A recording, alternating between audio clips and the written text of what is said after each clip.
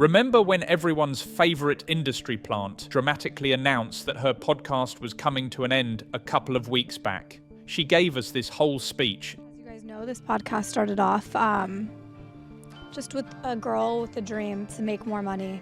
And I knew when I started that it was going to go places. I didn't know I would fall off as quickly as I did. To be honest, I did think this was going to last a bit longer.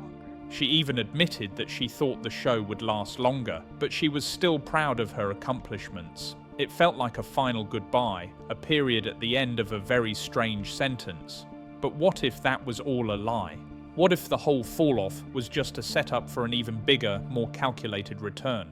Immediately, this raised a lot of suspicions, mainly because Bobby has made it beyond clear by now that her main goal in life is to be an A-list celebrity. How'd you become an influencer or creator?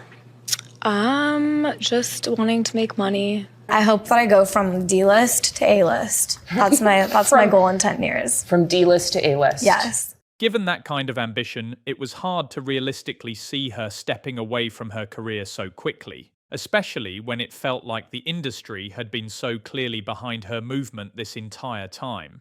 Since she announced her supposed fall-off, she really hadn't been up to much. Her YouTube channel had essentially gone completely dark, and she had only made one extremely awkward appearance on Nick Cannon's podcast. I did her podcast, so I forced her to do mine.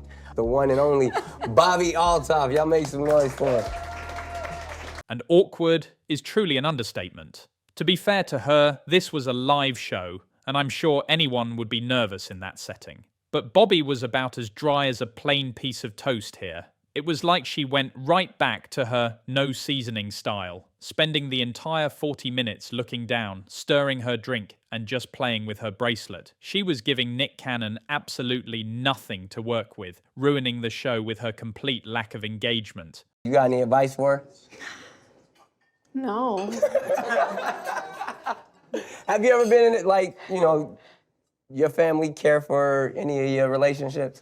No, my parents are supportive of anyone I like, so. Oh, you got good parents. It's true. That's amazing. Doc, you got any expert advice for her? First of all, This behaviour was a complete contradiction to the bizarre and often confrontational energy of her own show, where guests were expected to play along with her dry humour and even take her jokes. The hypocrisy of it all was glaring.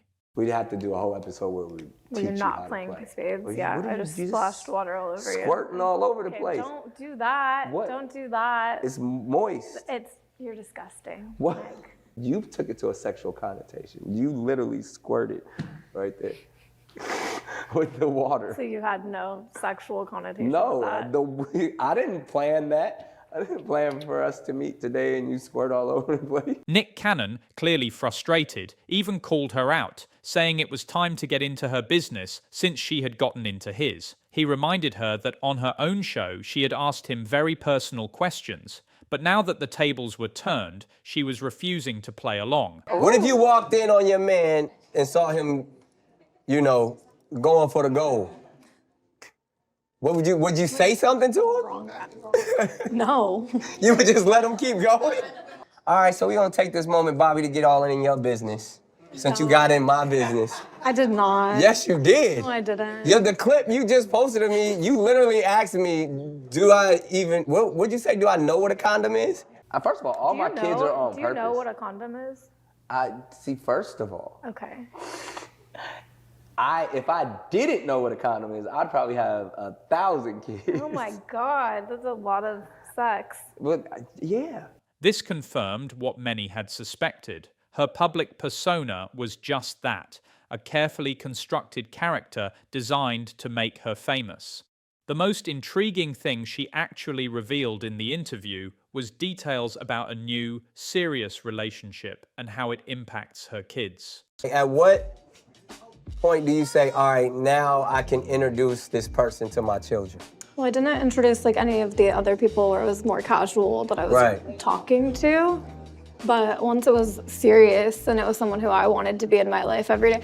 But to this day, they still think he's just a friend of mine. I'm not kissing in front of them or anything. They think it's just a friend they're meeting. And I have male friends who are around all the time. So there's no difference? He's different than a friend, but It paints a picture of someone trying to manage different parts of her life, or perhaps keep up certain appearances for her audience.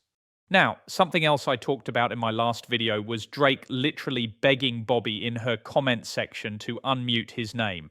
Y'all may remember that he was the one who seemed to really give her a big break, appearing in an interview that led to those infamous rumors about her eventual divorce, especially after she missed her daughter's birthday to be in that hotel room. Say Bobby with an I, do you love me? Say Bobby with an I. Do you love me? Yeah. I'll try and fit it all in. Then I'll come to one of your shows. Are you inviting me to one of your shows? Yeah, I'd love it. Am I your type? I'd do it. Thank you. Back then, she had gone to one of his shows and acted completely unimpressed the entire time, even with all the hype. Their episode would eventually, and infamously, be deleted altogether from her channel. But now, just recently, she posted another video, this time backstage at Drake's recent show, putting his auto-tune on blast.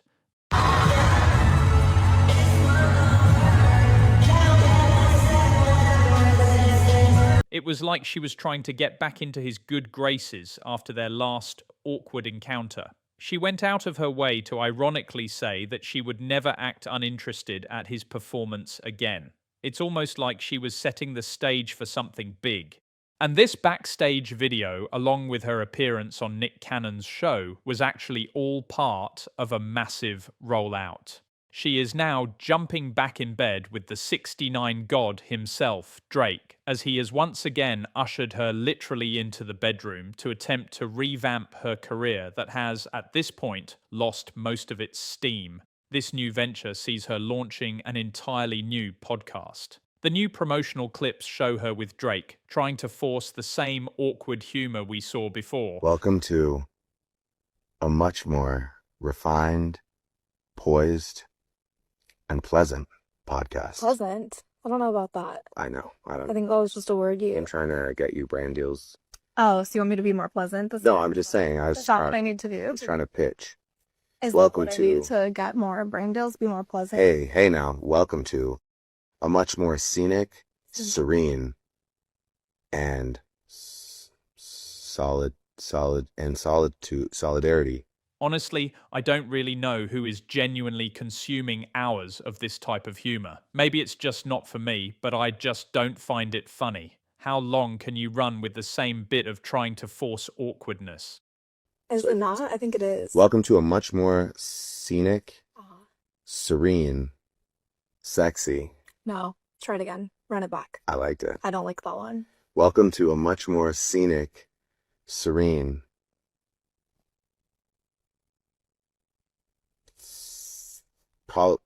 equally sickening. Okay, maybe I should just do it. Okay, go ahead. Welcome to the first episode of my new podcast that no one asked for. Not this again. She's even posted a mock mugshot with Drake, another picture of them holding onto each other, and a photo of her throwing her old show in the trash. And honestly, to say I am unsurprised by all of this would be an understatement. I'm not sure how this new show will differ from her last, but I just don't really see her catching lightning in a bottle again. Here's my opinion. Drake has some sort of financial incentive in her career. Maybe not only now, but possibly since the start, which would make all the sense in the world as to why they even linked up in the first place.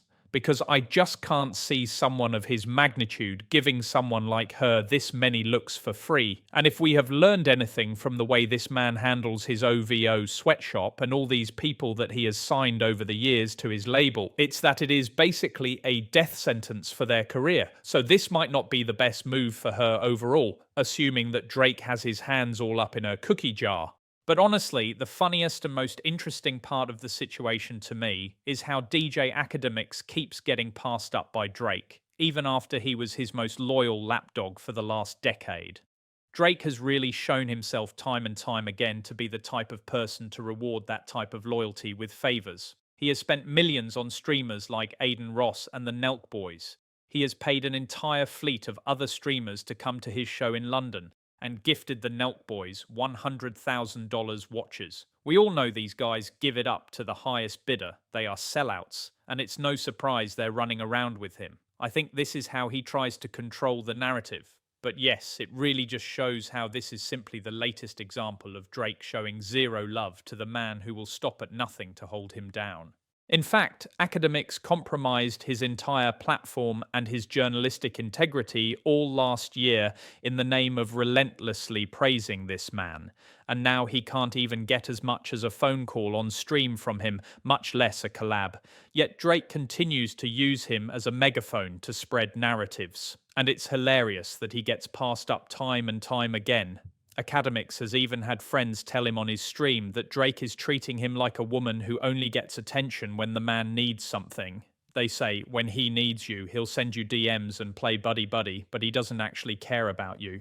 But then here comes little old Bobby. And despite the fact that the top of her face can no longer make an expression, Drake is still holding her down more than Akademiks, or even his other favourite glazer, Maul, who was caught on video twerking in his seat to Drake's music. He is a 43-year-old man, by the way. It makes you wonder what is truly going on in that inner circle, and why Drake chooses who he rewards. We were hopeful, but we all knew in our hearts that she was not going to give up the clout, status and money so easily.